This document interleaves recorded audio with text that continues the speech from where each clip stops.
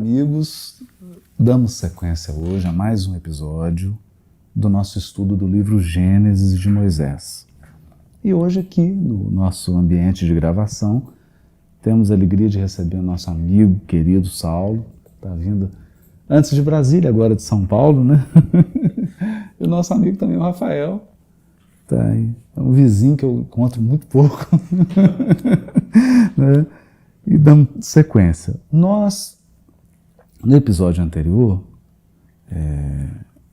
comentamos uma outra temática e agora vamos entrar nos versículos 18 em diante, em que há uma mudança completa na narrativa e começa a se introduzir um tema de importância capital que vai, vamos dizer assim, dar início ao enredo. Quer dizer, todo o enredo da genealogia, do desenvolvimento humano, começa a partir de um fato vital que ocorre no versículo 18 em diante. O texto diz assim: o Senhor Deus disse, não é bom que o Adão, que o humano, que o terrestre esteja só. Vou fazer uma auxiliar, do verbo auxiliar mesmo, que lhe corresponda. O Senhor Deus modelou então do solo todas as feras selvagens e todas as aves do céu e as conduziu ao homem para ver como ele as chamaria. Cada qual devia levar o nome que o homem lhe desse. O homem, ou o humano, o terreno, deu nome a todos os animais, às aves do céu e a todas as feras selvagens, mas para o humano não encontrou a auxiliar que lhe correspondesse. Então o Senhor Deus fez cair um torpor, um sono sobre o humano, e ele dormiu, tomou uma das suas costelas e preencheu ou fez crescer carne em seu lugar. Depois da costela que tiraram do homem, Yahvé Deus modelou uma mulher e a trouxe ao homem. Então o homem exclamou, esta sim é osso dos meus ossos, carne de minha carne. Ela será chamada mulher, porque foi tirada do homem. Então vou começar aqui de trás para frente, né? Em português parece não fazer muito sentido, porque a gente fala homem e mulher, não tem a força que tem no hebraico, em que homem é ish e mulher ishá, né? Que é a marca do feminino, uma vogal A. Então, é interessante isso. Ela será chamada ishá porque veio do ish. Isso é muito interessante, né?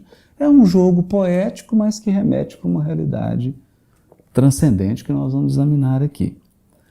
O outro aspecto é que todos os animais que estão submetidos ao homem, e aqui o texto bíblico cria uma hierarquia, uma coisa é o terreno humano, outra coisa são os animais. Sejam eles aquáticos, terrestres ou do ar. Eles não estão na mesma hierarquia, na mesma posição que os animais. Os animais são tirados da Adamá, da terra. Mas a Ishá vem do homem. Ela é da mesma natureza, da mesma substância, né? E o interessante, porque o versículo 18 começa assim, uma constatação do Criador. Não é bom que o terreno esteja só. E aí começa a falar, vou fazer-lhe um auxiliar, quer dizer, alguém para auxiliar, que lhe corresponda. Essa tradução não está muito interessante, né? Porque o original hebraico ele diz assim, eu vou fazer uma auxiliar que esteja como que diante dele.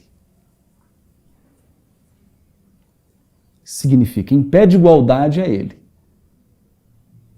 Porque os animais não estão em pé de igualdade. Quer dizer, nada está em pé de igualdade ao terreno.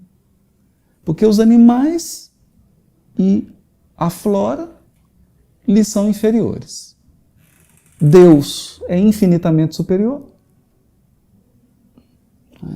Então o terreno não tem um par. O par no sentido de alguém de mesma estatura. Isso é interessante isso, né? E até aqui, é importante a gente ficar atento para isso. Muitos pesquisadores já advertiram quanto a isso. Até o versículo 18, não se fala em gênero. Não é?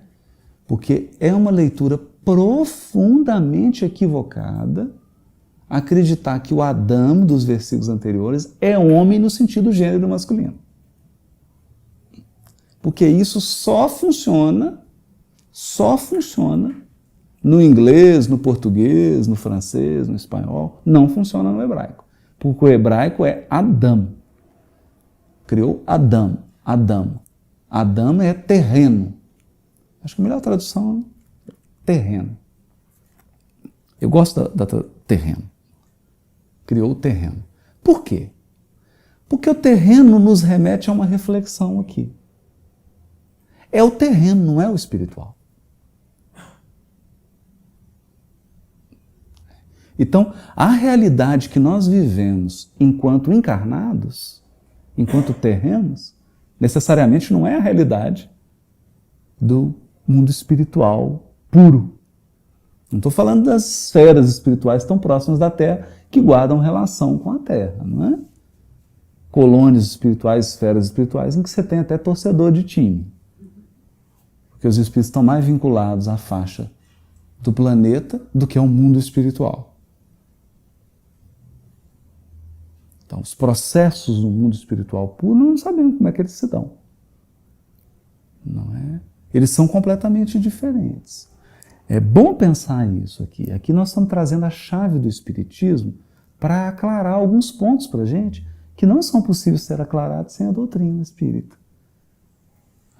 Então, quando no livro Obreiros da Vida Eterna, o Asclepios não tem forma. O Asclepios não tem forma humana mais. Ou ele não tem forma terrena. Mas ele é o espírito da Terra.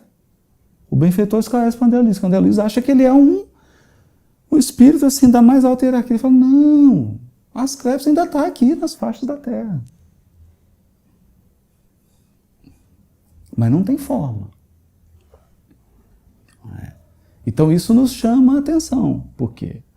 Você imaginar uma esfera espiritual em que as pessoas daquela sociedade espiritual não têm forma.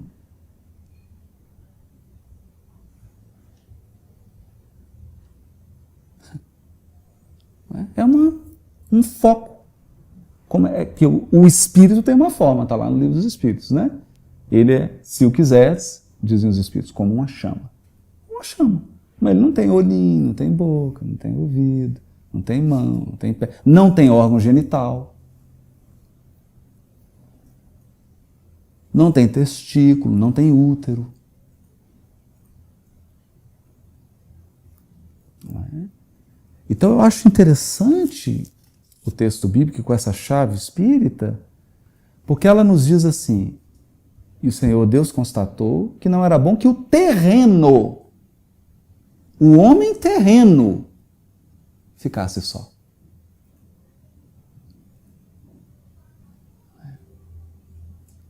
Então o terreno, na sua conformação de forma biológica da espécie humana, vai ser agora dividido em gênero. Aí começa a entrar uma palavra diferente agora. Não mais Adão, apenas Adão, vai ocorrer. Mas Adão passa a ser quase que nome próprio do Ish, homem, gênero. E Eva, que é vida, passa a ser nome próprio de Ixá, que é gênero, masculino e feminino. Criou a polaridade. Não é? Então, alguns comentadores chegam até a afirmar, né? Não sei se precisa disso tudo, mas que até aqui o homem não é feminino nem masculino. O Adão é terreno. Então, é importante a gente entender isso, né? Porque, ou seja, nós estamos falando, vamos abrir o verbo, da realidade do encarnado. O texto aqui está entrando agora. Para a realidade da encarnação, não é bom que o terreno esteja só. E vai criar um fenômeno aqui da bipartição em gênero que vai redundar no casamento. Né? Porque o texto vai redundar nisso. Ele fecha, né? Por isso o homem deixa seu pai e sua mãe e se une à sua Ixá e eles se tornam uma só carne. Interessante, né?